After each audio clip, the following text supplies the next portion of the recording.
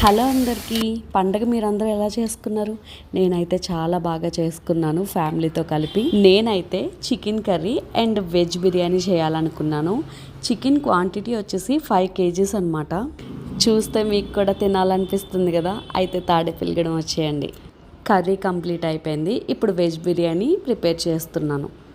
Veg బిర్యానీకి కావాల్సిన vegetables అన్నీ వేసుకోవాలి. వెజ్ బిర్యానీ వచ్చేసి 4 kgs అనమాట. నెక్స్ట్ ఎప్పుడైనా మీకు దమ్ బిర్యానీ ఎలా చేయాలో అండ్ ఒక వీడియో తీసి పెడతాను.